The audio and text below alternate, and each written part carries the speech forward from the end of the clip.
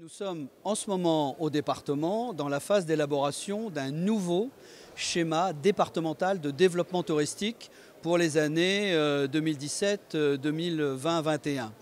Et donc nous sommes à un moment d'une phase de concertation avec l'ensemble des acteurs du tourisme, les élus, les professionnels, les agents touristiques.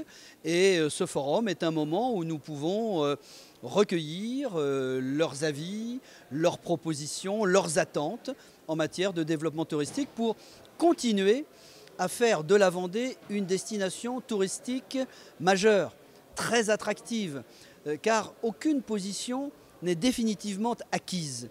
Les pistes de travail dans ce futur schéma, ça sera par exemple de continuer à affirmer, à renforcer la marque Vendée, qui est vraiment un atout fort, reconnu, identifié, qu'il faut continuer à travailler. C'est une attente très forte de tous les professionnels.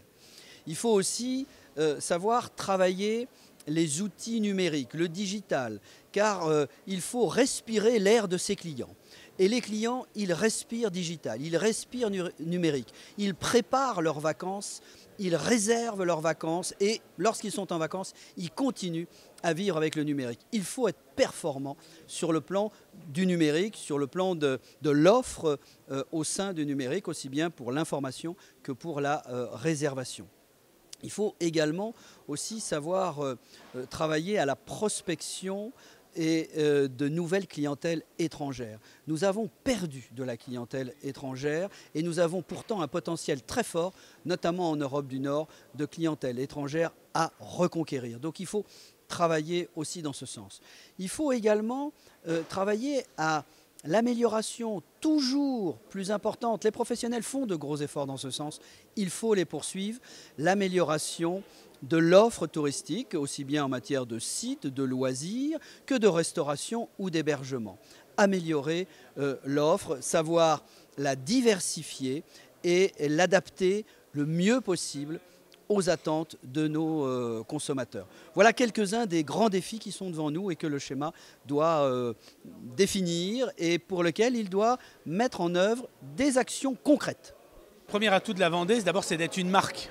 Et bon nombre de territoires rêveraient d'avoir une marque aussi forte que la marque Vendée. C'est une marque connue, reconnue, et qui, en plus à cette marque, sont associées des valeurs, sont associés des événements, sont associés des sites. Et on le voit aussi dans la notoriété d'un certain nombre de stations, au-delà des grands événements que sont le Vendée Globe ou des grands équipements qu'est le Puy du Fou notamment. Il y a aussi un imaginaire autour de la Vendée. Donc c'est un atout formidable pour ce qui est le premier département de la façade atlantique en termes d'offres. Maintenant, au-delà de ces atouts, il y a un certain nombre de défis à relever. D'abord, 80% de la fréquentation se fait sur la période estivale, donc il y a nécessité à allonger la saison, à avoir un véritable tourisme 4 saisons. Et puis, il y a un autre défi, c'est de rester le leader. Alors le leader, peut-être avec encore d'autres événements qui peuvent être portés par le département, mais aussi par les territoires infra qui se structurent. Et puis le défi de la qualité, de la diversification des clientèles, notamment des filières nature et culture, avec un grand enjeu qui est d'une stratégie Vendée à une stratégie des territoires infra. Et c'est aussi par la prise en main et par de véritables stratégies de développement touristique de ces territoires que la Vendée continuera à croître. Le département a fait son travail, continue à faire son travail. Et il a besoin de relais. Il y a le relais des professionnels et il faudra demain le relais des territoires autour de cette marque commune fédérée qu'est la marque Vendée.